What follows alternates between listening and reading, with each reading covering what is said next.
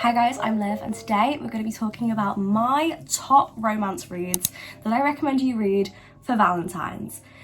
I love romance books. I'm not gonna lie, I love romance books. Probably in my top two is romance and literary fictions. I just love them so much, and romance has really what got me started into reading, so I really want to recommend some of my favourite romances. See, some of these are going to be really spicy, some of them are going to be really meaningful, and some of them are going to be quite fluffy, so I'm going to let you know my favourites. There are some Kindle reads as well here, and I've also got some physical books, so let's get talking about them. I'm going to start off with the Kindle reads, I think, just to get them done first. I'll put up pictures on the screen, of course, of these books. The first book I've got is Hate Mail. So this book is so underrated, no one speaks about it. So this book is about a girl. She works, I think, in a news station.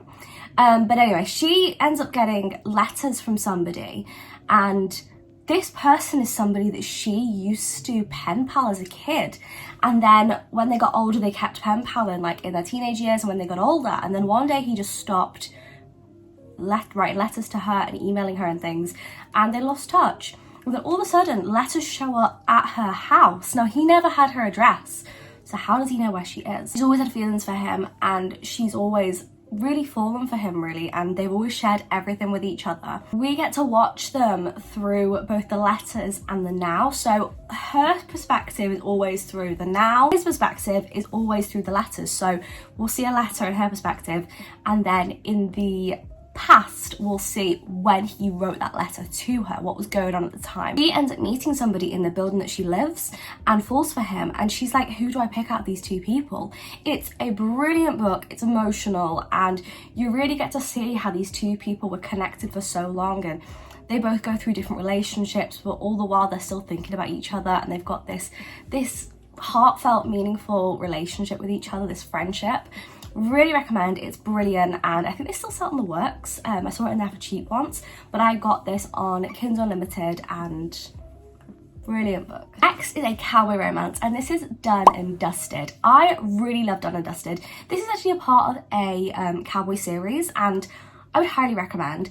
I really love Lila Sage's writing. It really reminds me of Elsie Silver, but with like a twist. It's definitely not copying her or anything. It's really like similar in like the family vibes and things. Also kind of mixes in with like other books that I've seen, like Lauren Asher's writing. I kind of see in her writing as well. Like, it's clear that she has like inspiration from people. I love her book. Done and Dusted is about two people who used to know each other as kids.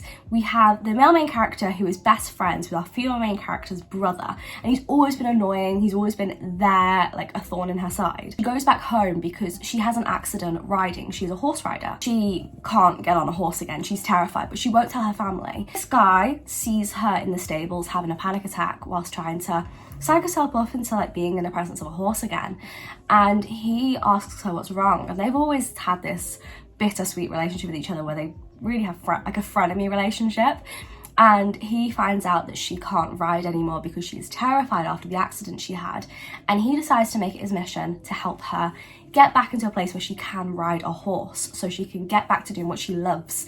It's so beautiful. It's like forced proximity, and they're working together in each other's presence all the time, and there's just this vibe between them. It's beautiful, and it's him really trying to help her and care for her and get her in the right mindset again for riding. Was brother's best friend, and oh, it was just so good. The spy scenes were great, and overall to this book, it gives like warm fuzzy vibes. It's all set in this like cowboy village.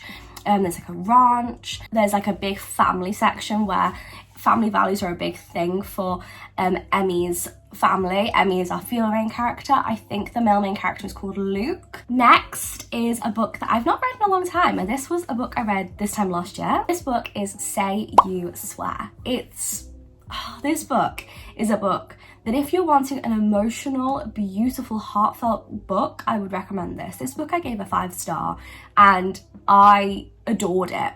So this book, we follow our main character, I think she's called Ava. She is in love with this guy who she's been friends with all her life, and he rejects her like big time, and she ends up meeting this other guy who's called Noah, and Noah's kind of like serenading her a bit. He just like her, and she thinks he's just annoying, and she's like, all right, Romeo, and he's like, okay, so you're my Juliet. And he's just really smooth. He is also on the same team as the guy she originally liked is on. He's like a football player, and they have this beautiful relationship with each other, and they really open up to each other, and it's brilliant. But an accident happens, a tragedy, and it throws everything in the air, a spanner in the works. And we have to see if love can really withstand things. And it is so beautiful, so emotional. I've never cried so much over a romance. It was really good. And if you're wanting something that is meaningful, deep, and really gonna tug on your heartstrings, but ultimately have a happy ever after, really recommend Say You Swear. It's a brilliant book, and it's on Kindle Unlimited, so I'd really highly recommend that one. The last Kindle read I've got to recommend is one by Lucy Score. I've not read a Lucy Score book in a while, but this one is By a Thread. I love this book. I'm going to tell you some of the tropes. Rich guy and broke girl. We've got workplace romance, rumpy guy, sunshine girl. So we have our male main character. He is the son of a guy who basically owns this company, and he got in a lot of trouble for having an inappropriate relationship with his staff members. So he does not want that to ever happen again, and he is very standoffish with his staff, our male main character, because he doesn't want anyone to associate what his dad did with something he'd end up doing. He would never in his million years do it. And then our female main character is working for this fashion company that he owns, and she is broke. She's trying to look after her dad, who is in a home, but she can't really afford his care, and she's trying to sell her house that she owns to be able to afford to keep him there. He's really unwell, and she needs someone to be able to look after him full time. She goes through so much trying to do whatever she can to get money. I mean, she tries to become a stripper at one point, and the boss the whole time has like a bit of a crush on her, but he'll never initiate things because he doesn't want to make things weird. And we see him go from being someone that she like hates. I mean, their first meet, which I need to tell you about in a minute, was so awkward, and they've got this animosity between them because of it. So when they first met, we see this in like the first 10 pages. She's working at a pizza restaurant and he is really rude to her. And so she is rude back to him, and she ends up getting fired because of him. He gets her fired. So she already has this hatred towards him. She ends up working for a fashion company, and he is her boss. So that's the hatred there. It's enemies to lovers as well, I forgot to mention. And he is such a nice guy. He is such a sweet person that is hidden underneath this hard exterior, because he's really been through things with people using him over the years. And you really see these two people who are from two different worlds really fall for each other, and it's so beautiful. It's a great book. The ending really got me. You know, when like things happen and you're like, oh my god, that's because of that. It's one of those books that things get brought up again from the past, and history things, and things that have been mentioned in the beginning get mentioned at the end. It's such a brilliant book. It's beautiful, and I loved it. That one is By a Thread by Lucy Score. Highly, highly, highly recommend. Now we're on to the physical books. You probably will have heard of most of these, but I really love these books, and I just want to tell you that the hype is real and worth it. The first one I've got is a spicy book, and this is Icebreaker. I really enjoyed Icebreaker. People say that it's spicy and that it's not the best book, but I personally loved it. This is Icebreaker. I honestly really thoroughly enjoyed this book. So we've got our main characters, Nate and Anastasia. Anastasia is a figure skater and Nate is a hockey player. And one day the ice rink that the hockey players use is melted. And we don't know why. We find out in the book, obviously. And the hockey players and the ice skaters have to negotiate when they can each use this one rink they have left. And they butt heads a lot, and especially Nate and Anastasia. So Anastasia also has a lot of issues in this book. She has problems with eating and trying to look good and things, and she focuses and fixates a lot on it. And Nate is really there for her. There's a lot of spicy stuff in this book. Her figure skating partner ends up being, something happens to him, and Nate steps in to help her as much as he can. It's a really good book. The reason I love this book so much is because communication is a big topic in this book. They really communicate with each other. One of my pet peeves in books is when the main two characters don't communicate and everything could be solved so quickly.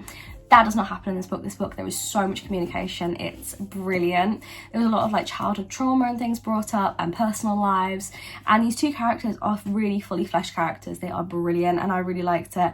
And once again, as I said, the spice is really good. I think that Hannah Grace's writing is just really decent. I think that she can write romances really well. They have fluffy aspects and they have really serious stuff in them too, which I just appreciate so much, because serious issues can be included in books that are romances and still have like a happy ending, and that is what she is good at.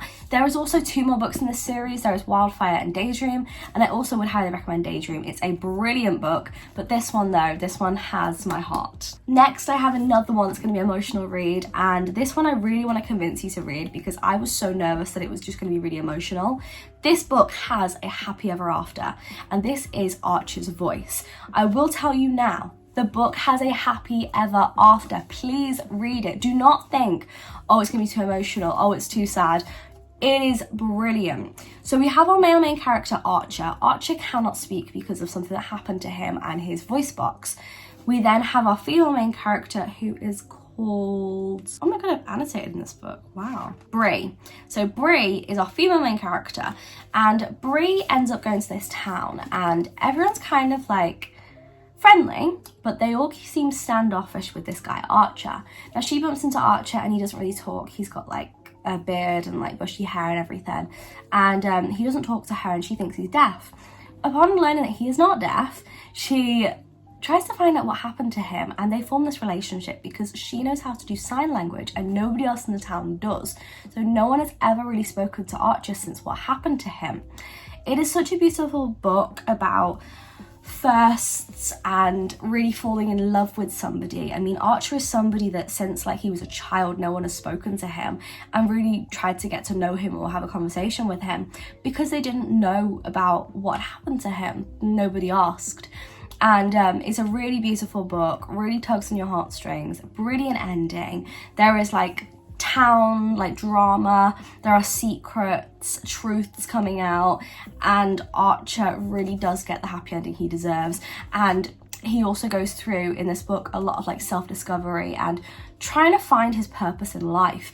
It's a brilliant book, I would highly recommend, and the fact that I've annotated it tells you a lot. I only annotate books if I really enjoy them, and I thoroughly loved this book. Next, I have a good book. All these are good books. This one's by Elsie Silver. This is Wild Love. I should probably tell you about the other book first. So I've also got Flawless by Elsie Silver as well. So Flawless is the second series really in this whole thing that links. I think After the Races is the first one, then it's Flawless, and then it's Wild Love. I'll just talk about Wild Love real quick. So Wild Love, the tropes in this book, it's a cowboy romance. It's set in like a ranch sort of town. We have a female main character, Rosie, and our male main character, Ford. Ford is this really rich billionaire sort of person, and he finds out that he's a dad, and it throws his life upside down. He's a single dad, and he's just like, oh my god. Rosie comes home from trying to like live her life in the city, and she's trying to find her way in life. And she meets Ford, who she already knows because they were childhood friends, childhood best mates. And Ford always used to have a crush on Rosie. And now Rosie's back. What does that mean for these two? It is so beautiful, and it's brother's best friend, it's workplace romance, close proximity. He's very like nerdy and geeky and quiet, and she used to be the popular girl in school, but she was like never horrible to anybody. She was just like very well known, and he's always been there for her no matter what throughout all their childhood. He'd always pick her up when she needed. It's beautiful, it's really nice, and I loved the ending. I thought it was a really good book, and highly recommend. And the spice, Elsie Silver knows how to write her spice. That's all I'm going to tell you about that. Next, as I said, is Flawless. Flawless is about a grumpy sunshine trope. So we have our female main character. What is she called? I don't remember. Summer. So we got our female main character Summer and our male main character Rhett, and it's so good. So Rhett is a known like celebrity sort of cowboy person, and he ends up doing something that gets him in trouble. Now his manager has a daughter called Summer, and she is sent to basically keep him on track and get him out of trouble, keep him on the right track in life to make it look good for sponsors and things. And when they meet, he is so grumpy and like, just get off my case sort of person. And she is so positive and like, I'm not leaving. They have this forced proximity, obviously, because like workplace, kind of workplace romance, because she's working for her dad and trying to keep an eye on this guy. There is forced proximity, one bed trope, which I don't see often, but I really liked it in this book. And he is such like a rough guy that's so serious and broody. Really falls for him. It's such a good book. It's cowboys, as I said, and this is the start of this series, and you really get the setting all set with like the family dynamics. And this is a book that the family is very important, and they're known in the town as like the family that does like the ranches and stuff. It's a really good book. On the back it says, I'm the golden boy of professional bull riding, or at least I was until it blew up in my face. My agent says I have to clean up my image, so I'm stuck with his bull busting daughter for the rest of the season as my full-time supervision. But I don't need a goddamn babysitter, especially one with skin tight jeans, a sexy smirk, and a mouth she can't stop running. A mouth I can't stop thinking about. She says this means nothing, and I say this means everything. She says there are boundaries we shouldn't cross, that my reputation can't take any more hits, and neither can her damaged heart. I say I'm going to steal it anyway. It's so good. There is like emotional moments in this book, and he really is there for her throughout everything. He's very protective, if that's the vibe you want, very protective. It's a really good book and a really great series. The next one is an Abby Jimenez book, and this is Just for the Summer. I really enjoyed this book. We have two main characters. We have Emma and Justin. So Emma and Justin really don't have a lot of luck when it comes to romances. Emma and Justin, whenever they get with somebody, the minute they break up, their ex-partner, they're now an ex, that partner, finds their forever person. Every time it's happened. Emma is on like Reddit forums, and she sees a post where someone says that this happens to them too, and this is Justin. They decide that they're going to date each other, fake date, and then break up so they can find their forever person each to try and like break the curse, because they don't understand what's going on with their lives. When they get into each other's lives, they see that they've got so much in common and they care for each other. Justin's going through a lot. His mum is needing to go away, and he's having to look after his siblings as if he's like the parent, legal guardianship over them. And Emma is really struggling because her mum is always disappearing every 5 seconds and then reappearing in her life, absolutely wasted or spent like in complete debt. Like, it's crazy, and she has no idea where she comes from, Emma.